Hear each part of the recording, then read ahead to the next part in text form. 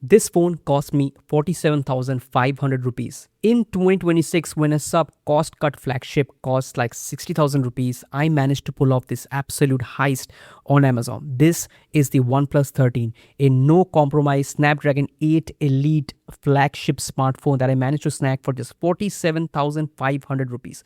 It was selling for 58,000 rupees. On top of that, there was a 8,000 rupees instant discount.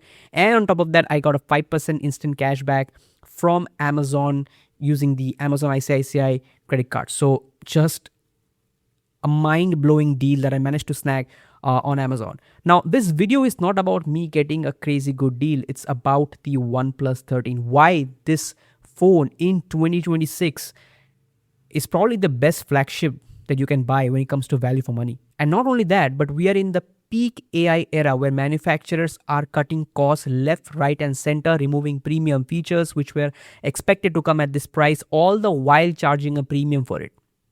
The OnePlus 13 might truly be the last of its kind, the pre-AI era no compromise smartphone from OnePlus. So let's talk about why the OnePlus 13, despite being 1.5 years old as of July 2026, might be or probably is the best flagship that money can buy. But before all that, make sure to hit the subscribe button and turn on notifications. With that said, let's get right into the video. Let's start with the chassis. I have the black Eclipse model and that matte textured back is just fantastic. It feels incredibly premium, pure glass and metal with a flawless fit and finish. And look right here, the iconic alert slider. You know, this is the last OnePlus to have it because it was replaced with a generic action button on the OnePlus 15. And the hardware wins don't stop. The haptic feedback on this thing is sharp, deep, and honestly tighter than what you get on the OnePlus 15.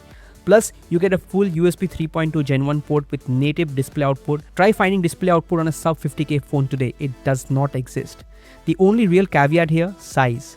It's a massive, heavy phone. If you have small hands or hate bulky pockets, this will be an adjustment. But for the sheer hardware you're getting, it's a trade-off I'll take any day. Oh, and I almost forgot, it has a very fast and reliable ultrasonic fingerprint sensor. Flip it around and you're greeted by a stunning Quad HD Plus 120Hz display. It's ultra sharp, brilliantly bright, and the HDR playback is incredibly impactful. Fun fact, because of how OnePlus tuned their newer displays, the HDR container optimization on the OnePlus 13 actually looks cleaner and punchier than the OnePlus 15 during heavy HDR stream. I just feel the OnePlus 13 and 12's HDR impact is greater than the OnePlus 15. Where it does lose out is a bit on the audio. The dual speakers here are just okay. They get the job done, but OnePlus made huge strides with the audio on the OnePlus 15. And honestly, even the older iQOO 13 had noticeably richer, deeper sound.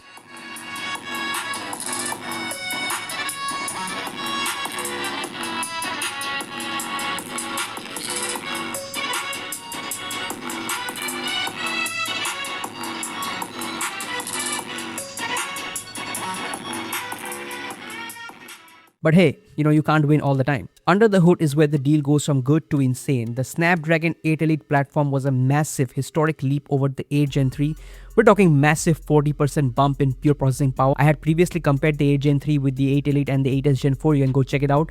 So this thing is a massive improvement over the 8 Gen 3, and which is why the Snapdragon 8 Elite is going to last a long time.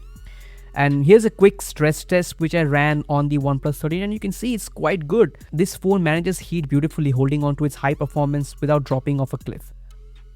This makes the OnePlus 13 an absolute monster for emulation. If you love tinkering with retro gaming or running heavy console emulators, the 8 Elite handles it like a desktop.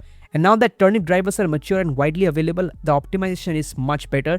I'm actually planning to do a dedicated deep dive emulation video on this chip soon, so make sure to subscribe if you don't want to miss that. Now let's talk software. This is running Oxygen OS 16, and I know there is a vocal crowd online claiming that the Oxygen OS 16 updates have apparently downgraded the performance or feel of the OnePlus 13. Look, I can't validate that, but whatever we have here, it has been excellent. Aesthetically beautiful, incredibly fluid and fast. I love the portrait lighting effect available in the OnePlus gallery. It comes in clutch, fixing the lighting on the subject while being very natural looking.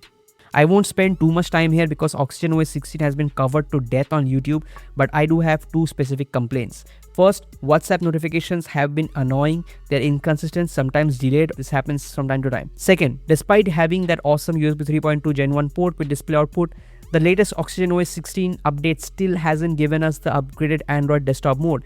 You're still stuck with that basic mirroring unless you use third-party walkarounds. I have my fingers crossed tightly that OnePlus will finally implement the upgraded desktop mode that is available with the Android 16, Android 17 AOSP build. Let's address the camera. Good hardware. 1 over 1.4 inch main sensor, a 1 over 1.95 inch 3x telephoto, and 1 over 2.75 inch ultra wide. The images are still very good. Daylight shots are crisp and night mode retains great shadow detail without looking artificial. Also less over sharpening. The ultra wide is admittedly mid, but honestly look at sub 50k market today. Most ultra wides are straight up unusable 8 megapixel garbage that you find these days. The front selfie camera is just okay. If I'm taking a serious photo, I just flip the phone around and use the main rear sensor.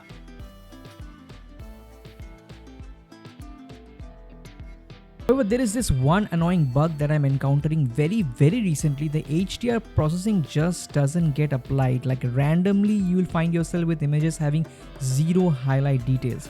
I'm not sure what causes this. I am unable to replicate this bug consistently. Even video quality is quite good.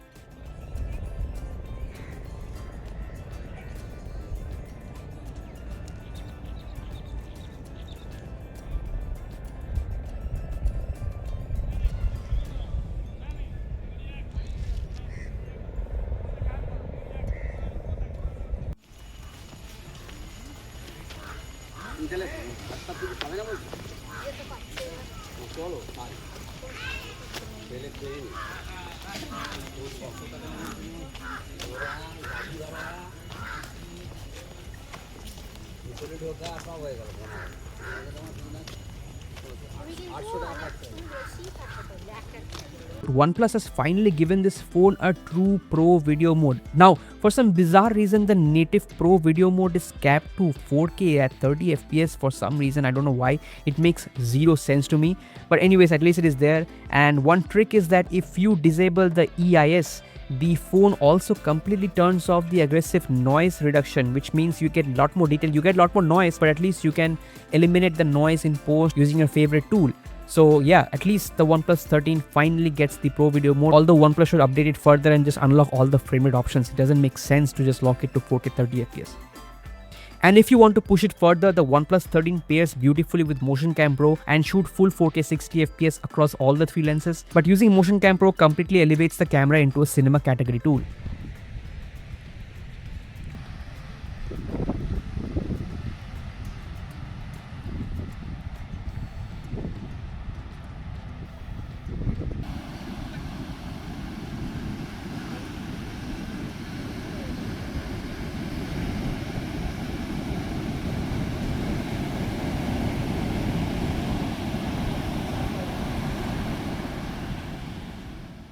Battery life is another area where people claimed updates ruin the experience. Again, my real world testing says otherwise. I have been tracking the usage closely over a long period and the results are stellar.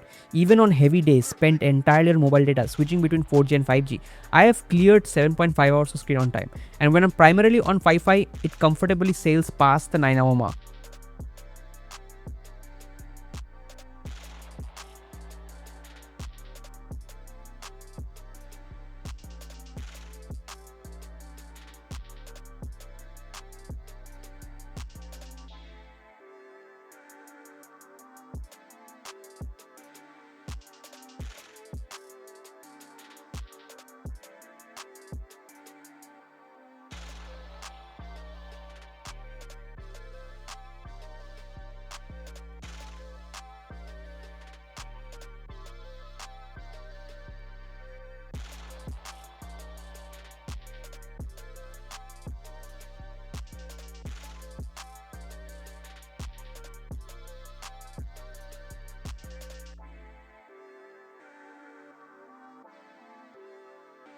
And when you do need to top it up, the already included 100-watt Super VOOC adapter is ridiculous. It takes me like 40-45 minutes to go from 5% all the way to 100%. It fundamentally changes how you view charging and how you use the phone.